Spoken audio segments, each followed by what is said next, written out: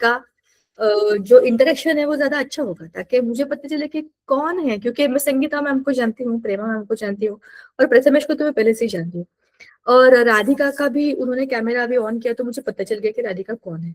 बस आपके बारे में थोड़ा सा कंफ्यूजन है कि एग्जैक्टली आप कौन है, तो जब भी कभी लाइट आएंगे ना थोड़ा सा कैमरा ऑन कर दीजिएगा, ठीक है। चलो, तो अब हम स्टार्ट करते हैं लेसन नंबर, लास्ट वाला जो हमने किया था लेसन नंबर 10, उसका एंड पता नहीं उसका एंड कब होगा। एड्सॉर्प्शन नहीं, स्टेट्स ऑफ मैटर, उसके बाद एड्सॉर्प्शन एंड कोलाइड्स हमें स्टार्ट करना है। पर ये लेसन तो खत्म हो ही नहीं रहा, काफी बचा है इसमें, पर हम लोग ट्राई करेंगे कि नेक्स्ट लेक्चर में खत्म हो जाए। काफी बड़ा लेसन है और काफी इंपॉर्टेंट है, क्योंकि ये फिजिकल केमिस्ट्री है। दिस इज नॉट जस्ट केमिस्ट्री, इसमें बहुत सारा पार्ट फिजिकल केमिस्ट्री का है, जैसे कि हमारे फर्स्ट लेसन में था, तो उसके कंटिन्यूशन में इसमें काफी चीजें आ गई हैं, पर इलेबोरेटेड फॉर्म में है, ठीक है। तो इसको हमने काफी कर लिया है, अब थोड़ा सा उसका एंड पार्ट, रियल गैसेस, थोड़ा सा आइडियल गैस का बिहेवियर, ये सब चल रहा है। और उसके बाद लिक्विड्स की कुछ प्रॉपर्टीज है, वो तो इजी है, उसमें कुछ ज्यादा टेंशन नहीं है। सबसे इंपॉर्टेंट है ये फर्स्ट पार्ट, गैसेस के सारे इक्वेशंस, गैसेस के सारे लॉज, और उसके कांस्टेंट के वैल्यूज, उसके ऊपर बेस्ड क्वेश्चंस। ये डिफिकल्ट नहीं है, लेकिन बहुत कुछ है। हा अभ्यास कठीण नाही आहे, हे काहीतरी खूप वेगळंच आहे वगैरे असं नाही आहे, पण हे खूप आहे. जसं, चला आपण सोपंच एक्झाम्पल घेऊया, एका वेळेला एक वडापाव आपण सुखसुखी खाऊ शकतो. भूक लागली असेल, आपण एक वडापाव खाल्ला, आपल्याला आनंदाने त्याची मजा घेता येते. पण ते सगळं भरलेलं ताट असलं ना, खूप भूक असली की आपण ते वाह खाऊया, आणि ते एक एक एक एक करत खायला लागलो ना आपण, तर सगळ्यात शेवटी आपल्याला आवडणारा पदार्थ पण आपल्याला नको आता असं व्हायला लागतं. द रीजन इज बहुत जब होता है ना कंटेंट, तो वो खा खा के फिर एक स्टेज ऐसी आ जाती है कि लगता है कि बस हो गया, बस अब मुझे नहीं होगा, मुझसे नहीं होगा। तो इस लेसन में कंटेंट बहुत है, जो हमने ऑलरेडी किया है उसका भी कुछ पार्ट है, इसीलिए थोड़ा सा हमें बहुत ज्यादा लगता है। पिछली बार हमने एक्वियस टेंशन के बारे में बात की थी। So it is all about aqua मतलब पानी, और उस पानी के वेपर का, वो भी सैचुरेटेड वेपर का प्रेशर या फिर टेंशन, टेंशन या फिर प्रेशर, हम लोग जैसे कि two sides of a coin करके उसको यूज कर सकते हैं। तो अब इसमें हमें आगे जाके देखना है, कायनेटिक मॉलिक्युलर थेअरी के सारे पॉस्ट्युलेट्स हमने देख लिए थे पिछले लेक्चर में, कालच्या लेक्चरमध्ये आपण हे सगळे अझम्पशन्स बघितले होते की कायनेटिक मॉलिक्युलर थेअरी म्हणजे काय. जसं मी तुम्हाला आधीच म्हटलं होतं की कायनेटिक थेअरी या शब्दाचा अर्थ आहे की it is all about motion. Potential energy is the energy in the stored form. जी वस्तू स्टेशनरी आहे त्या सगळ्या वस्तूंमध्ये पोटेन्शियल एनर्जी आहे.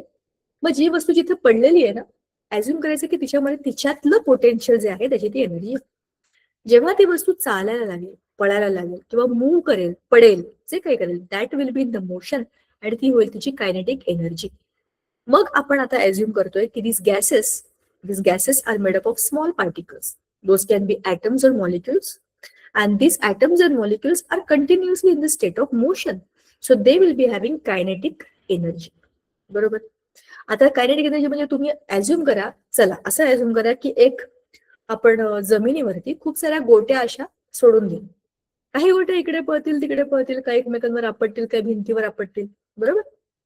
जर आपल्या जमिनीचं आणि आपल्या गोट्यांचं फ्रिक्शन झिरो असेल, now I am making it more complex for you to understand, but just imagine the situation की आपली जी लादी आहे ती इक्वली गुळगुळीत आहे, जसं आपली गोटी असते, एकदम काचेची गोटी कशी असते, स्मूथ मार्बल्स, तर ते मार्बल्स स्मूथली इकडे तिकडे फिरत राहतील त्या रूम मध्ये, कारण फ्रिक्शनच नाहीये त्यांना.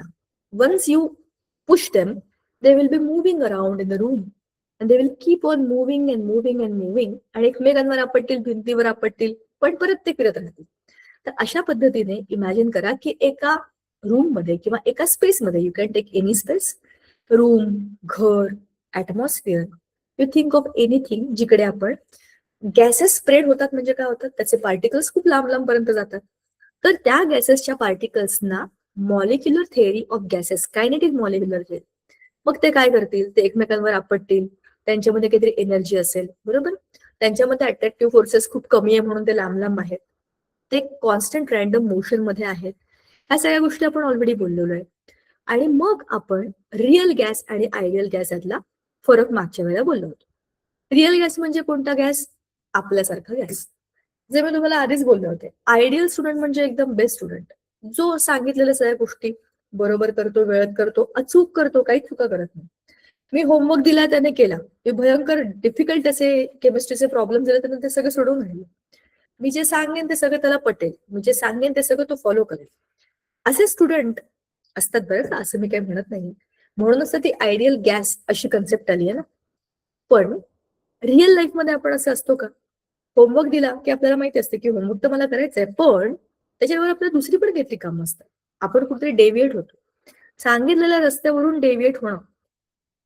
कदाचित एखाद्या वेळेला आपल्याला बरं नसेल, डॉक्टरकडे जायचं असेल, आजचा दिलेला होमवर्क पूर्ण करायचा आहे, हा माझा टार्गेट आहे, पण तो होत नाही, माझा पाथ डेव्हिएट झाला. So that is the real life situation, जी आपण आयडियल कंडिशन मध्ये धरतच नाही. आयडियल कंडिशन मध्ये आपण हे धरतो की मी खूप आजारी आहे आणि मला होमवर्क दिला आहे आणि मी तो करतोय. हॅ, we never imagine that we are ill any time in the life. म्हणूनच आयडियल गॅस आणि रिअल गॅस या दोन वेगवेगळ्या कन्सेप्ट आहेत. आयडियल गॅस हे ते गॅसेस आहेत ज्याच्यासारखं गॅसेसने वागावं असं सायंटिस्टना वाटतं. पण रिअल गॅसेस हे ते गॅसेस आहेत जसे ते आहेत हे सायंटिस्टना कळले. So a gas that obeys all the gas laws over the entire range of temperature and pressure. कुठलं पण टेम्परेचर घ्या, कुठलं पण प्रेशर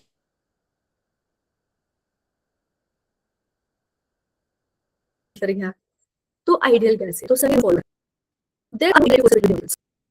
असं वाटतं. आपल्या मॉलिक्युल्स आणि ऍटम्स मध्ये काहीच इंटरॅक्टिव्ह फोर्सेस नाहीत, नुसतेच ते पार्टिकल्स मूव्ह करतात आणि आयडियल गॅस जे काही बिहेवियर आहे ते फॉलो करतात. असं तर होऊ नाही शकत. The molecular volume is negligibly small compared to the volume occupied by the gas. Molecular volume is negligibly small compared to the volume occupied by the gas. म्हणजे गॅसने मिळून जो काही व्हॉल्यूम ऑक्युपाय केलाय त्याच्यापेक्षा त्याच्या मॉलिक्युल्सचा व्हॉल्यूम हा खूप निग्लिजिबल आहे, खूप कमी. So these are the points, these are point particles, एकदम पॉइंट सारखे पार्टिकल्स असतात. पण असं का असेल? आता मिथेन गॅस आपण घेतला, मिथेनच्या गॅसमध्ये एक कार्बन आहे, बाजूला 4 hydrogen. It's not a small molecule, rather it is having 5 atoms in it. तुम्ही एक सिंगल जसं की आपण नोबल गॅसेस बघितले, त्याच्या सगळ्यात तुम्ही खाली खाली खाली जाणार 18 ग्रुपमध्ये, तर ते पण मोठेच ना साईजला. तर ते पॉइंट पार्टिकल्स कसे असतील? म्हणून या आयडियल कंडिशन्स किंवा या आयडियल गॅसेसच्या ज्या काही प्रॉपर्टीज आहेत त्या रिअल गॅसला लागूच होणार नाही. So the real gas does not obey Boyle's law and Charles' law under all the conditions of temperature and pressure. सगळ्यात पहिल्याच गोष्टीमध्ये इकडे आपल्याला सांगून टाकलंय की real gases do not behave like ideal gases, that's why they are real gases. So deviation from the ideal behaviour is observed at high pressure and low temperature. It is due to 2 reasons. आता तुम्हाला मी एक मस्त example सांगते बघ. आपल्याला हे माहितीये की 2 दिवसांनी आपली एक्झाम, 2 दिवसांनी एक्झाम आहे आपली आणि आपल्याला पूर्णच्या पूर्ण पुस्तकाचा अभ्यास करायचा. That is high pressure. बरोबर? उद्याच्या दिवशी आता एकाच दिवसानंतर परीक्षा आहे आणि परत सगळा सिलेबस, सगळं पुस्तक आहे. The pressure has increased. म्हणजे काय झालंय? मला 4 दिवस लागतात मिनिमम सगळा धडा, सगळे म्हणजे सगळे धडे, सगळे पॉइंट्स रिवाइज करायला पूर्ण पुस्तकातले. I will need 4 days actually, or 5 days real condition मध्ये. पण आता हे सगळं मला 2 दिवसात करायचंय. तुम्हाला ही सिच्युएशन समजत असेल, जसं जसं प्रेशर वाढतं तसं तसं आपलं बिहेवियर डेव्हिएट होत जातं. तुम्हाला मी हे प्रूव्ह करून दाखवते. बघा, परवा पेपर असेल तर मी काय विचार करते, उद्याचा पण दिवस आहे, आजचा पण दिवस आहे. 2 दिवसामध्ये आज मी एवढे धडे, उद्या मी एवढे धडे असा अभ्यास करेन, म्हणजे परवापर्यंत माझा सगळा अभ्यास होईल. आणि सॉरी, आजच्या दिवशी काहीतरी संध्याकाळी वेगळंच होतं, उद्याच्या दिवशी सकाळी कॉलेजमध्ये मला उशीर होतो. मी ठरवलेले सगळे जे काही प्लॅन्स असतात ते सगळे चौपट होतात. म्हणजे परवाच्या माझ्या पेपरच्या वेळेला हायेस्ट प्रेशर असतं. आहे त्या सिच्युएशन मध्ये डेव्हिएशन आलं. दुसरं, उद्या रात्री झोपताना मला माहितीये की मला एवढा अभ्यास करायचा होता, त्यातला एवढाच झालाय. हायेस्ट प्रेशर म्हणून मॅक्झिमम डेव्हिएशन. मग त्यावेळेला मी किती पण वाचलं ना तर माझ्या डोक्यामध्ये काहीही घुसणार नाही. मी फक्त पानं पलटत जाणार आहे. हे पण झालं, हे पण झालं, हे पण झालं, ते टिक करण्याकरता. पण ते झालेलं नाहीये मला पण माहितीये आणि पेपरमध्ये गेलं की मला ते आठवतं की मी काही अभ्यास केला नव्हता याचा. So that is high pressure. मग हाय प्रेशर, जितकं तुमचं प्रेशर वाढत जाईल तेवढं तुमचं डेव्हिएशन वाढत जाईल ना. दुसरं लो टेम्परेचर. लो टेम्परेचर म्हणजे थंडपणा. म्हणजे आळशीपणा. जितका आळस वाढेल तितकं काम डेव्हिएट होईल. समजा मला हे माहितीये की 2 दिवसांनी पेपर आहे, मी माझ्या माझ्या हिशोबाने अभ्यासाला बसले आणि माझ्या व्हॉट्सअप ग्रुपवर कॉलेजच्या मेसेज आला, हा पेपर पोस्टपोन झालाय 8 दिवस. 8 दिवस पेपर पोस्टपोन झालाय, टेम्परेचर एकदम लो, कूल झाले मी. ओ शी, कशाला टेन्शन घेतलं होतं 2 दिवस. 8 दिवस आहे आता माझ्याकडे. त्याला आता थोडा वेळ मी जरा शांतपैकी बसते, एखादा काहीतरी छोटासा काही व्हिडिओ बघून घेते, कोणाशी तरी फोनवर बोलून घेते, मेसमध्ये जाऊन येते, माझं हे पेन संपलंय, ती वही संपली, एक चक्कर मारून येते. आजचा दिवस जरा मी सगळी तयारी करून ठेवते, मग मी उद्यापासून अभ्यासाला बसते. असं करत 8 दिवसातला 1 दिवस मी वाया घालवला. आता ऍक्च्युली रिअल कंडिशन मध्ये मी काय करायला पाहिजे, 2 दिवसाचा अभ्यास करण्याकरता मला 8 दिवस मिळाले. So I should be even more prepared in my studies. आणि माझा 2 दिवसांनी मी जो पेपर देणार होते तो 8 दिवसांनी मी बेस्ट लिहून काढायला पाहिजे. बट इन रिअलिटी या 8 दिवसामध्ये बिकॉज ऑफ लो टेम्परेचर, काही टेन्शन नाही, मला काही हीटच नाही आता एक्झामची, कूल झालंय मी आता. लो टेम्परेचर म्हणजे कूल. त्या कूलमुळे काय झालं, करेन ना मी अभ्यास, अजून 8 दिवस आहे, दुसऱ्या दिवशी करेन ना अभ्यास, होईल माझा. थोडासा मी सुरू केलाय, 6 दिवस आहेत अजून. करता करता करता करता उद्या पेपर कधी येतो ते कळत नाही. And that is deviation from the ideal behaviour. बरोबर की नाही? हे रिअल लाईफ कंडिशन आहे. बघा, तुम्ही म्हणाल हे काय सांगत बसले तुम्ही. अरे कारण की केमिस्ट्री ही आपल्याच लाईफची केमिस्ट्री असते. आपलं आयुष्य आणि केमिस्ट्री काही वेगळं नाहीये. जसं आपण बिहेव करतो तसं सेम ऍटम्स आणि मॉलिक्युल्स बिहेव करतात. तुम्हाला माहिती आहे ना आपल्या बॉडीमध्ये पण ऍटम्स आणि मॉलिक्युल्स आहे. तर ते एक मस्त वाक्य आहे, जे पिंडी ते ब्रह्मांडी. मग जो रूल आपल्याला फॉलो होतो तोच रूल सगळ्या युनिव्हर्सला फॉलो होतो. करेक्ट आहे की नाही? हाय प्रेशर, लो टेम्परेचर, या 2 गोष्टी डोक्यात पक्क्या ठेवा बरं का. मी तुम्हाला हे सगळं कशा करता असं सांगतेय की तुमच्या हे लक्षात राहावं आणि सोपं रिअल लाईफला कनेक्ट करून तुम्ही त्याला न विसरता पेपरमध्ये लिहून यावं. प्रेशर वाढलं किंवा टेम्परेचर कमी झालं की डेव्हिएशन होणार. The intermolecular attractive forces are not negligible in real gases. खऱ्या खऱ्या गॅसेसमध्ये हे इंटरमॉलिक्युलर फोर्सेस जे काही आहेत हे निग्लिजिबल नाही आहेत. 2-3 मॉलिक्युल्स कोणत्या कोणत्या वेगवेगळ्या गॅसेसच्या आजूबाजूला जे फिरतायत, they would be having some more other kind of intermolecular attractive forces. ते असतातच, ते निग्लिजिबल नाही आहेत. Though they are very very small but they are. So this do not allow the molecules to collide the container wall with the full impact. This results in decrease in the pressure. म्हणजे काय होतं, pressure कमी होतं. कशामुळे? कोलिजनमुळे. काय होतं, do not allow the molecules to collide the container. आपल्याला यांनी काय सांगितलंय की त्यांच्यामध्ये काही एकमेकांमध्ये अट्रॅक्टिव्ह फोर्सेस नाही आहेत, ते असेच कुठे भटकत राहतात एकटे एकटे आणि भिंतीवर आपटतात, परत आपटतात, भिंतीवर आपटतात, परत आपटतात. पण असं रिअल लाईफ मध्ये होत नाही. ते एकमेकांना अट्रॅक्ट करतात, त्याच्यामुळे भिंतीला ते का आपटतील? तिकडे भिंतीच्या इकडे जाणारा मॉलिक्युल ह्याला दुसरा अट्रॅक्ट करून घेईल, तर तो आपटण्यापासून वाचेल ना. रादर हे दोघे एकमेकांना आपटू शकतात. So they will B attracting each other. So with some, maybe that can be a very weak force, but yes, some kind of force of attraction is there in them. So ह्याचा earth this results in decrease in the pressure. जे आपल्याला वाटत होतं pressure आपटापटीमुळे होईल, तर तसं होत नाही. At high pressure the molecules are very close to each other. High pressure, आता तुम्ही प्रेस केलंय, जसं की आपला एलपीजी सिलेंडर मध्ये आपला जो गॅस आहे तो हाय प्रेशर मध्ये आपण दाबून ठेवलाय. म्हणजे आता त्या गॅसला आपण लिक्विड मध्ये आणले, म्हणजे काय, त्याचे मॉलिक्युल्स खूप जवळ आहेत. गॅसेसचे मॉलिक्युल भटकत असतात कुठे पण.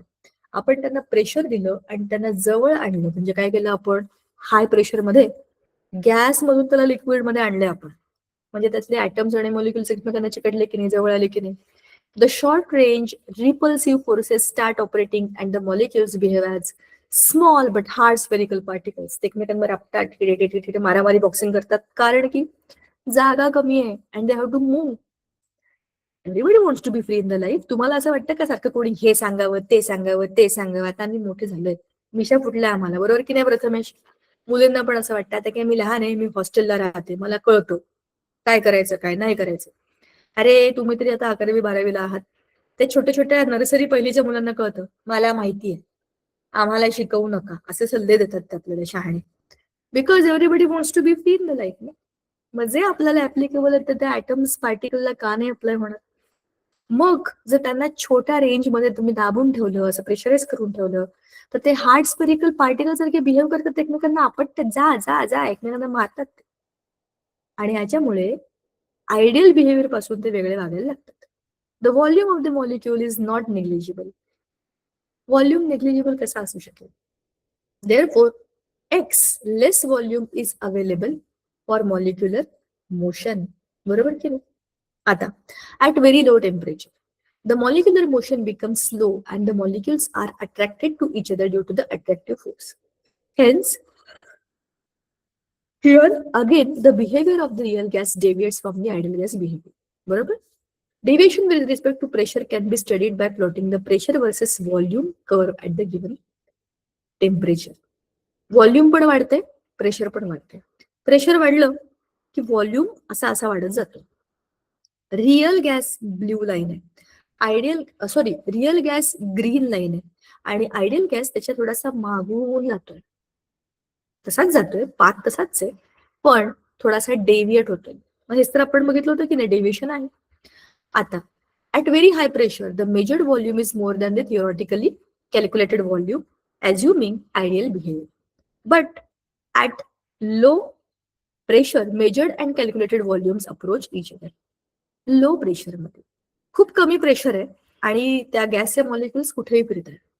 अशा कंडिशन मध्ये आपला रिअल गॅस हा आयडियल गॅसच्या जवळ जाते. कारण रिअल गॅसला पण तेच हवंय ना. आयडियल गॅस कंडिशन, आम्हाला या प्रेशर देऊ नका, आम्हाला जे करायचं ते आम्हाला आमचं करू द्या, आम्हाला आता अक्कल आली, हो की नाही? जे आपल्याला वाटतं तेच ते गॅसला वाटतं ना. तुम्ही त्याला प्रेशराईज करून ठेवतो, तू काय केलं तुमचं, मोकळं सोडून देतो. 10 ठिकाणचे फटके खाऊन येईल, मग त्याचं डोकं ठिकाणावर येईल, मग तो म्हणेल की हा आता मी आयडियल झालोय. असं ते होतच. आता आयडियल गॅस आणि रिअल गॅसचं डिफरन्स दिलेलं आहे आपल्याला. What is the difference between real and ideal gas, जे आपण बोललो त्याचं बघा. This strictly obeys Boyle's and Charles law. हा काय आहे आपला आयडियल गॅस आहे. So PV is equal to NRT हे इक्वेशन त्याच्यामध्ये फॉलो होतं. ह्याच्यामध्ये PV is not equal to NRT, कारण की तो ते रूल फॉलोच करत नाहीये. याचे जे मॉलिक्युल्स आहेत ते परफेक्टली इलेस्टिक आहेत, बॉल सारखे टपक टपक टपक मारतात एकमेकांना आणि आपापल्या ठिकाणी फिरतात. जसं मी तुम्हाला बोलले होते, marbles moving on the floor with zero friction, तर ते फिरत राहतील. ती कंडिशन काय आहे आपली आयडियल कंडिशन. पण रिअल लाईफ मध्ये असं होतं का? नाही. Molecules are not perfectly elastic, ते तसे नाही आहेत. इकडे आपल्याला सांगितलंय no attraction or repulsion between the gas molecules, that is collision without loss of kinetic energy. पण रिअल लाईफ मध्ये इंटरमॉलिक्युलर अट्रॅक्शन इज प्रेझेंट, म्हणून कोलिजन होतं आणि कायनेटिक एनर्जीचा लॉस पण होतो. बरोबर आहे की नाही? Actual volume of gas molecule is negligible as compared to the total volume of the gas. पण असं नाही होऊ शकत. Actual volume of individual gas molecule is significant at high pressure and low temperature. बरोबर आहे ना? आपण त्याला लिक्विफाय करून ठेवतो. आता सिलेंडर बद्दल आपण बोलतो. cannot liquefy even at low temperature but continues to obey Charles' law and finally occupies zero volume at minus 273 degrees Celsius. या वाक्याला काय अर्थ तुम्ही मला सांगा बरं. झिरो व्हॉल्यूम असलेला कुठला गॅस असू शकतो का? पण हा आयडियल गॅस आहे म्हणून तो करू शकतोय. नाव रिअल गॅसला तुम्ही लिक्विफाय करू शकता. त्याचं टेम्परेचर कमी करायचं, त्याला गोठवून टाकायचं. म्हणजे काय करायचं, गॅसला लिक्विडमध्ये. When cooled and compressed you can liquefy that. जे आपण खरंच आपल्या सगळ्यांच्या घरामध्ये जे सिलेंडर आहेत त्याच्यामध्ये ही कंडिशन आहे. गॅस अंडर प्रेशर और low temperature we have changed it to liquid. Now such a gas does not exist. लिहूनच टाकलंय, real gases are just a possibility की असं असेल, but in real life such gases do not exist. But real gases, yes they are there. Hydrogen, oxygen, carbon dioxide, nitrogen, helium हे सगळेच्या सगळे आपल्या आजूबाजूला असले, इन्क्लुडिंग मिथेन जो आपण मगाशी म्हणालो. So there are types of things. आता बघा काय, graph of compressibility factor Z versus pressure of the same gases. आता हा झी काय आहे? झी म्हणजे त्याचा कॉन्स्टंट, डेव्हिएशन कॉन्स्टंट. आता बघा, आयडियल गॅस ची लाईन जाणार अशी सरळ एक वरून अशी हॉरिझॉन्टल. हा प्रेशर आहे आणि हा कॉन्स्टंट आहे. आता एक वरून तो जाणार आणि तो आयडियल आहे म्हणून तो आडवाच जाणार. पण इकडे हा आडवा गोल गोल गोल असा कर्व करत जातोय, कारण की ते रिअल गॅसेस आहेत. ते का बरं याच्यासारखं बघतील? तुम्हाला मी सांगितलं तुम्ही आयडियल स्टुडंट सारखं वागा, हे करा ते करा ते करा. तुम्ही म्हणाल कशाला? आम्ही काही आयडियल स्टुडंट नाही, आम्ही रिअल स्टुडंट आहे. आम्हाला आमचे काही प्रॉब्लेम्स आहेत, आम्हाला आमचे काही प्रायोरिटीज आहेत, आम्हाला आमच्या काही दुसऱ्या आवडणाऱ्या गोष्टी आहेत. ते फक्त केमिस्ट्री नाही आमच्या आयुष्यामध्ये, बाकी 100 गोष्टी आहेत, ओके नाही? सो ते रिअल लाईफ आहे, जे आयडियल लाईफ पेक्षा वेगळं असतं. सो हे डेव्हिएशन त्याच्यामध्ये आपल्याला बघायला मिळतं. Now next point. हा, आता याच्यामध्ये डेव्हिएशन आपण कसं म्हणायचं? Z is greater than 1 means that the volume of molecule cannot be neglected and the gas is difficult to compress.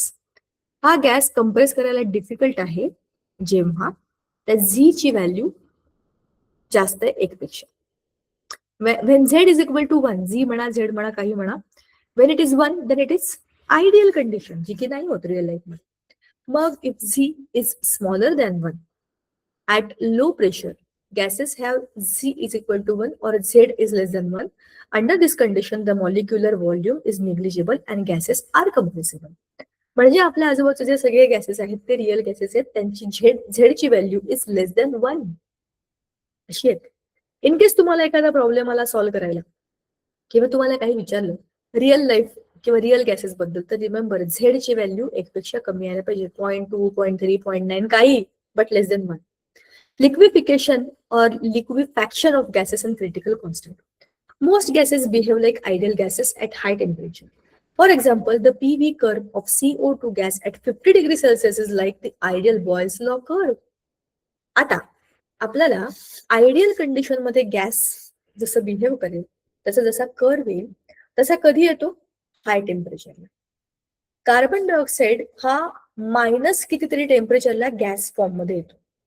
त्याला तुम्ही हीट करताय at 50 degrees. You are heating carbon dioxide gas, so its behaviour will be more like an ideal gas. तर तो curve बरोबरपैकी follow करतो. As the temperature is lowered, the PV curve shows a deviation from the ideal Boyle's law curve. Temperature कमी केलं की काय होणार आहे? तो रिअल लाईफ मध्ये येणार आहे. रेग्युलर टेम्परेचर आता आपल्याकडे बघा, महाराष्ट्रामध्ये आता उन्हाळ्यामध्ये 40, 42, 45 डिग्री टेम्परेचर असतं. अशा टेम्परेचरला जसं आपण टेम्परेचर कमी करत जाऊ, या CO2 चं बिहेवियर पण डेव्हिएट होत जाईल. 50 डिग्रीला हा CO2 आयडियल गॅस सारखा मस्तपैकी कर्व देईल. पण जसं टेम्परेचर आपण कमी कमी करत जाऊ आणि थंडीच्या इकडे जाऊ, थंडी म्हणजे हिवाळा, त्या क्लायमेटच्या आसपास जेव्हा जाऊ तेव्हा याच्यामध्ये आणखीन डेव्हिएशन होत राहते. At a particular value of low temperature, the gas gets liquefied at certain increased value of pressure.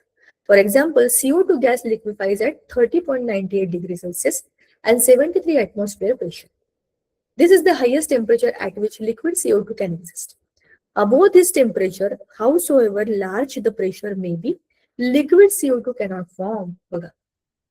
30.98 degree सेल्सिअसला for example CO2 gas liquefies. ह्या टेम्परेचरला आपल्याला त्याला लिक्विफाय करता येतं. त्याला गरम केलं की काय होईल?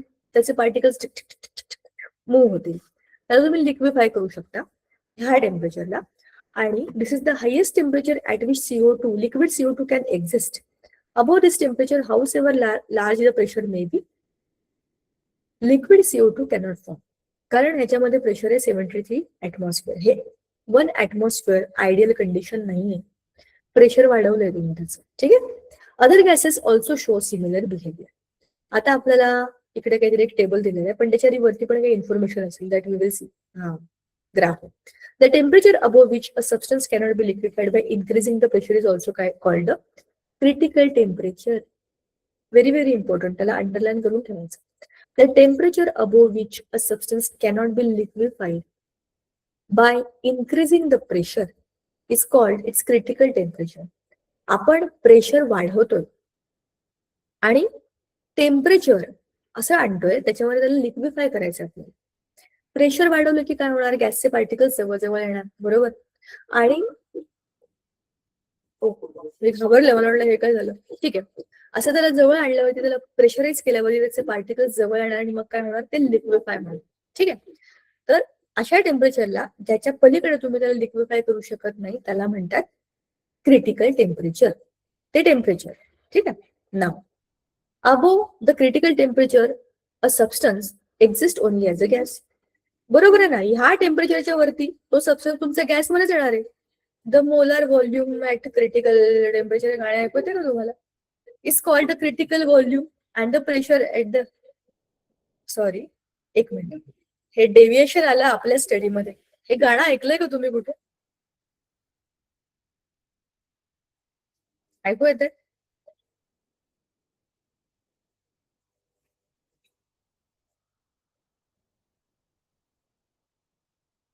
तुम्हाला हे गाणं माहितीये?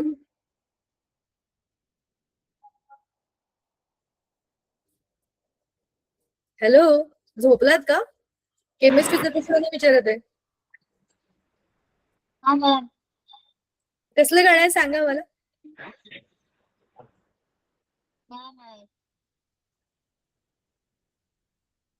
आणि हे मी नाही लावलंय, आमच्याकडे गावात कुठेतरी पुढे उरूस आहे, तिथे कुठेतरी लावलंय. आणि लावलंय कुठलं गाणं? या फुलाला सुगंध मातीचा. What nonsense. हे काय चाललंय इकडे? गावाच्या उरूस मध्ये सिरियलचं गाणं? तो बहुत नाइंसाफी है भैया. आपण काच लावून घेऊया आणि बघूया. आवाज कमी करण्याचा प्रयत्न केलाय मी, सगळ्या काचा लावून बसले, पण ह्याच्याहून कमी होणार नाही बरं का आवाज. आपल्याला आता म्युझिकल स्टडी करायला लागणार आहे. जे चाललंय ते एन्जॉय करूया आणि अभ्यास करूया. ओके, चला आता critical constants for common gases. ठीक आहे, वेगवेगळ्या गॅसेस साठीचे क्रिटिकल कॉन्स्टंट, ह्याच्या पुढे त्या गॅसला तुम्ही लिक्विफाय करू शकत नाही. हे गॅसेस राहणार आहेत. ह्या टेम्परेचर आणि ह्या प्रेशरच्या पुढे ते गॅसेसच राहणार आहेत. हा टेबल आहे, हा शांतपणानंतर तुम्ही वाचा. आता लिक्विड स्टेट, चलो रे भैया आपण आ गए लिक्विड में. तुम्हाला माझा आवाज येतोय का? का माझा व्हॉल्यूम वाढवू?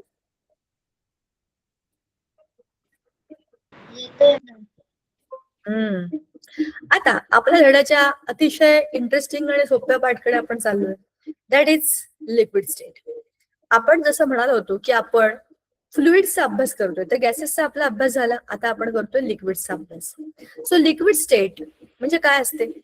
ही तीन इंटरमिडिएट स्टेट आहे, त्याच्यामध्ये सॉलिड आणि गॅसेसच्या मधली स्टेज येते. सॉलिड, मग आहेत लिक्विड, मग आहेत गॅसेस. सॉलिड मध्ये घट्ट पकडून ठेवलेले ऍटम्स आणि मॉलिक्युल्स आहेत. गॅसमध्ये कसेही कुठेही फिरणारे आहेत, मोकळे स्वतंत्र. लिक्विडची कंडिशन बिचारी मधल्या बहीण भावासारखी असते. एवढं प्रेम पण होत नाही आणि एवढे लाड पण होत नाही. सगळं ऍडजस्ट करायला लागतं. म्हणजे मधले असतात ना, मधले बघा, यांच्याकडे 2-3 जण आहेत, म्हणजे बहीण भाऊ 3 जण, तर तुम्ही मधले असाल तर तुम्हाला हे दुःख समजेल. सगळ्यात मोठ्याला खूप बरं का मान असतो, त्याला विचारून विचारून कामं करतात, आणि सगळ्यात छोट्याने काही केलं तरी पण सोडून देतात, काय जाऊ दे लहान आहे.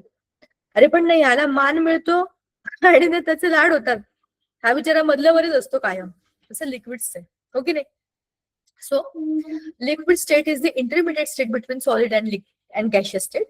Molecules of liquid are held together by the moderately strong intermolecular forces and can move about within the boundary of the liquid.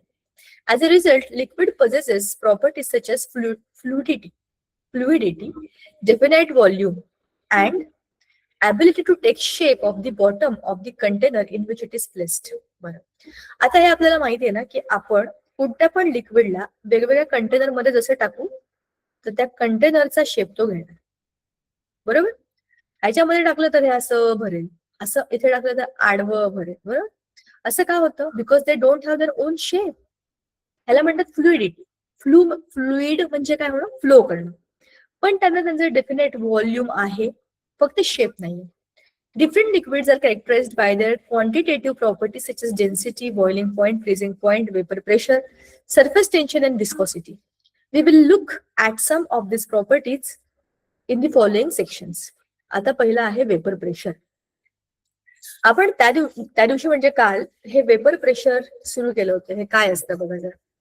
Molecules of the liquid have tendency to escape from its surface to form the vapor above it. This is called as evaporation. आता इव्हॅपोरेशनचं सगळ्यात best example काय आहे? हा आहे समुद्र. आता मी निळा निळा समुद्र काढणार, किंवा ही आहे नदी.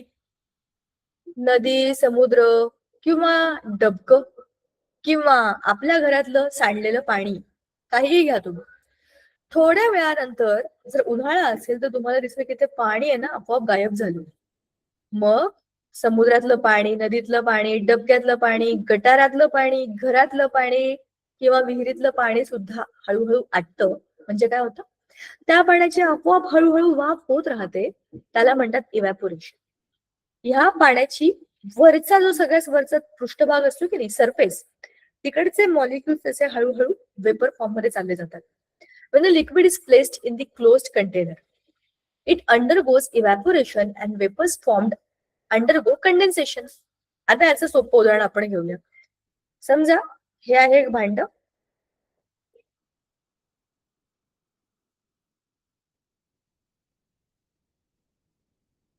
आणि याच्यामध्ये घेतलंय पाणी.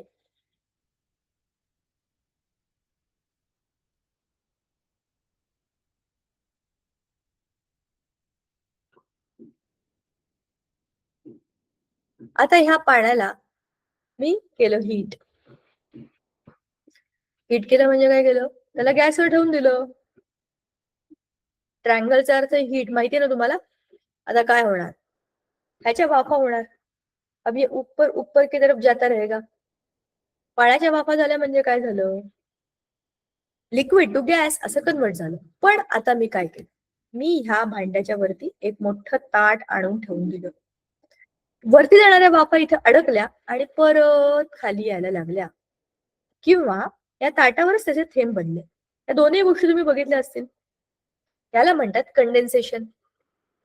At equilibrium the rate of evaporation and the rate of condensation are equal. Equilibrium या शब्दाचा अर्थच आहे इक्वल होणं, इक्विलिब्रियम. जे लेफ्ट साईडला चाललंय तेच राईट साईडला पण चाललंय.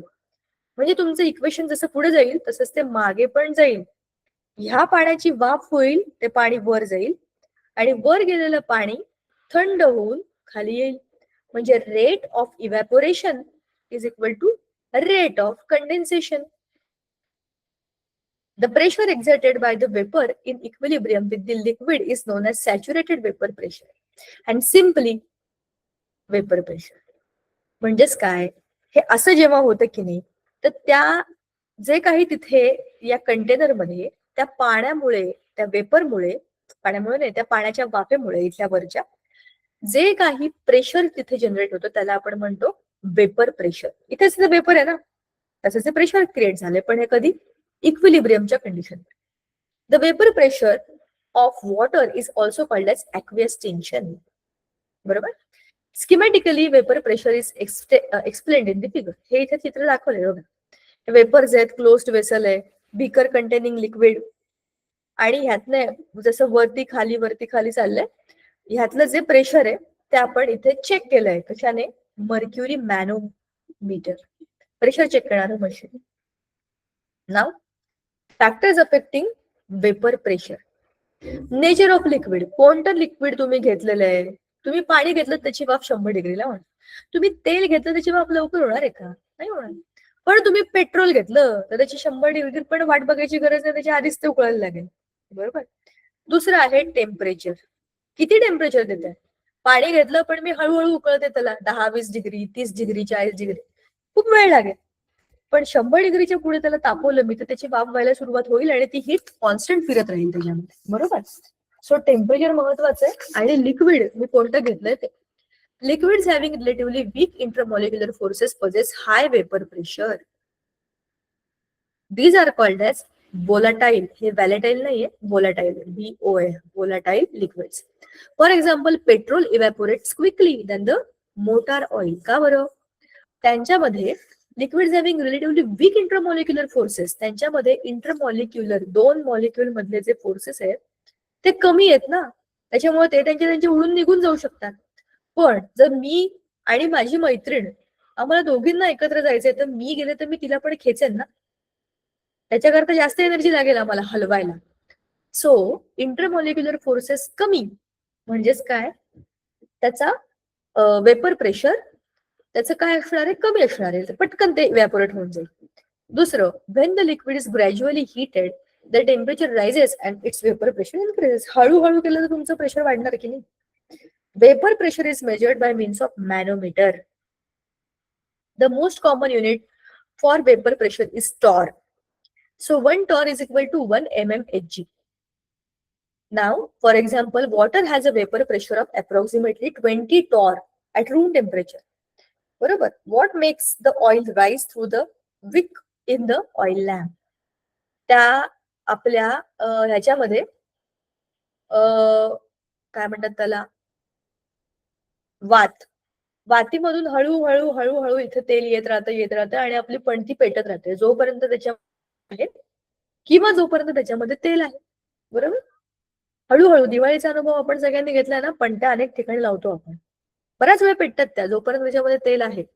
नाव ओके, ही आहे एक दुसरी कन्सेप्ट, सरफेस टेन्शन. चला, सरफेस टेन्शन तुम्हाला मी सोपं उदाहरण सांगते. तुम्ही विहिरी असतात ना, विहिरी अशा मोठ्या मोठ्या विहिरी असतात बघा, त्या विहिरींच्या पाण्यावरती भिंतीला टेकून त्याच्यामध्ये बारीक बारीक मुंग्या आहेत, बारीक बारीक किडे आहेत. असे कधी चालताना पाहिलेत का? पाण्यावर चालत असतात ते, पाण्यावर पडत नाही, बुडत नाही, काही होत नाही त्यांना. पाण्यावर चालत चालत जातात, एका डोक्यावरून दुसऱ्या डोक्यावर पोहोचून जातात जवळच्या जवळ. ह्याला म्हणतात सरफेस टेन्शन. पावसाचा थेंब असा पडतो का? ते जे पाणी आहे ना, ते स्वतःला खेचून घेतं. त्याच्या सरफेसला एक टेन्शन आहे. टेन्शन या शब्दाचा अर्थ आहे ताण. बरोबर. आणि त्याला आपण असं दाखवू शकतो. ठीक आहे, याला म्हणतात सरफेस टेन्शन.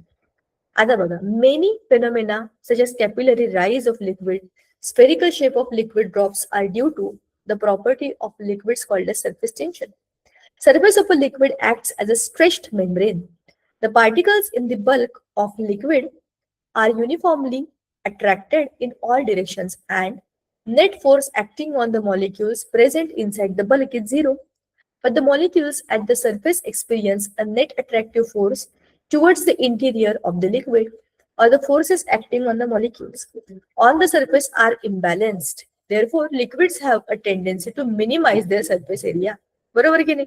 बघा, आता खाली असलेला हा जो मॉलिक्यूल आहे, या मॉलिक्यूलला सगळ्या बाजूने कोणते कोणते मॉलिक्युल्स आहेत दुसरे, सगळीकडनं तो काय बरं म्हणतात, चहू बाजूने वेढलेला आहे दुसऱ्या मॉलिक्युल्स. तर ह्यांच्यामधल्या अट्रॅक्टिव्ह रिपल्सिव्ह फोर्सेस एकमेकांना बॅलन्स करतील इथल्या इथे. पण हा सरफेसवरचा हा जो मॉलिक्यूल आहे ना, हा गरीब बिचारा, हा एकटा, त्याला फक्त खालच्या बाजूला फोर्सेस आहेत, वरती काही नाही आहे, वरती त्याला इम्बॅलन्स आहे. म्हणून हे वरचे जे पार्टिकल्स आहेत ना, त्यांना खालचे पार्टिकल्स स्वतःकडे खेचून घेतात. म्हणजे वरच्या पार्टिकल्सना असं वाटू नये की आम्ही वेगळे पडलोय. बरोबर. आणि ह्याच्यामुळे खऱ्या सरफेस पेक्षा ऍक्च्युअल सरफेस हा ताणलेला असतो. म्हणजे हे पार्टिकल्स असे मोकळे मोकळे सुट्टे नसतात, ते खाली ताणामध्ये असतात because of the pull from the lower molecules. So surface tension is a temperature dependent property. When attractive forces are large, surface tension is large. Surface tension decreases as the temperature increases. With increase in temperature, kinetic energy of the molecules increases, so intermolecular forces of attraction decreases. And thereby, surface tension also decreases. Temperature वाढवलं की हे सगळे particles मोकळे मोकळे होतात, छोटे छोटे होतात, आणि मग ते कुठे पण जाऊ शकतात, कारण त्यांची कायनेटिक एनर्जी ही वाढलेली आहे. पण सॉलिड, म्हणजे सॉलिड म्हणण्यापेक्षा नॉर्मल कंडिशन मध्ये, लिक्विड्स मध्ये कुठलंच आपण वरनं हीट दिलं नाही, प्रेशर दिलं नाही, ते आहे त्या कंडिशन मध्ये बसलेले असतील, तर वरच्या मॉलिक्युल्सना काहीच नाही बॅलन्स करायला, म्हणून ते खालच्या बाजूला असलेल्या मॉलिक्युल्स कडनं खेचले जातात. त्यालाच म्हणतात सरफेस टेन्शन. आता सरफेस टेन्शनचे बाकी सगळ्या प्रॉपर्टीज इन डिटेल आपण पुढच्या वेळेला बघूया. आज आपण जे जे काही बोललो ते तुम्हाला सगळं समजलं का?